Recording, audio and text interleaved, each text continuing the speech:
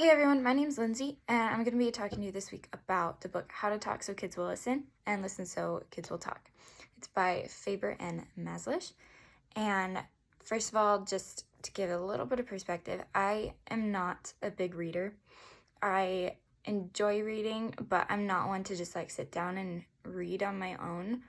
But reading this book, I made time to do that because I loved it so much. I'll go into this a little bit, but I don't agree 100% with the things that are in this book, but I feel like generally speaking, it was some really good advice and good counsel. I'm not a parent, I'm not married, but I do have several nieces and nephews, and so a lot of times while I was reading this, I was thinking about them and kind of thinking like, okay, if I was their parent and I had this happen, how would I handle this kind of thing? Basically, this book it's about communicating with kids and the best way to do it. But it's composed of advice from the authors. It's two separate authors that are writing about their experiences, but it's also mainly composed of stories from parents, like parents who have learned from these authors and they've come back and said like, okay, this is an example of this and this is what worked, this is maybe what didn't. So it was really interesting because it wasn't just the perspective of the two authors, it was real life examples going through. So the chapters were kind of in these sections of specific categories of like when we talk to kids and how we do so. So the first chapter was just about validating children's feelings, basically. And I wrote about this in the book review paper, but they give ideas for how we can help a child if they're in distress, if they're having a tantrum, like how can we help them? And basically it was just you have to listen to them and not just toss them aside like they're less important than you, which I feel like happens a lot because we're grown-ups and they're kids, but like we have to remember and like validate their feelings a lot, and that really stood out to me.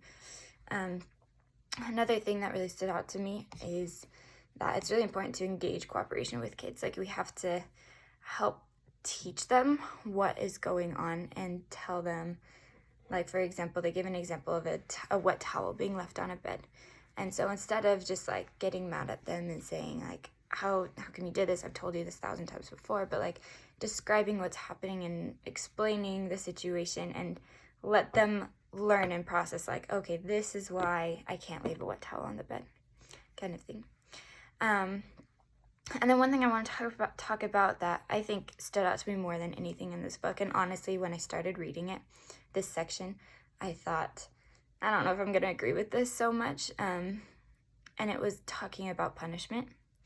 And punishment, this isn't like physical, like spanking or anything like that, it's just the idea of giving a child a separate punishment because of something that they did.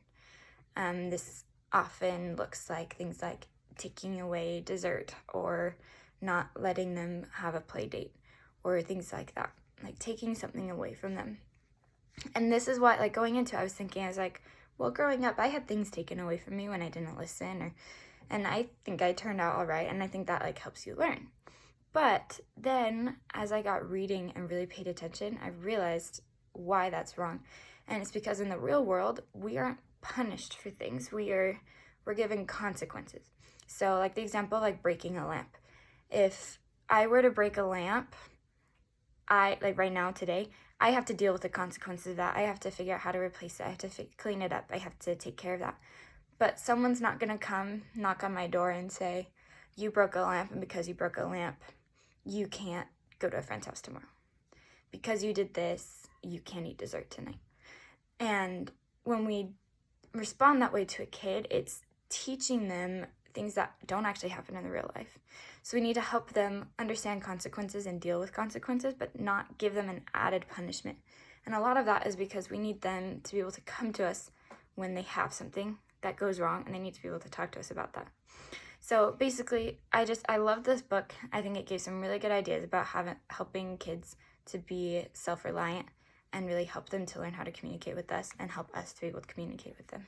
So if you have any questions or specific things you want to know about, feel free to ask and I'll respond with what I learned.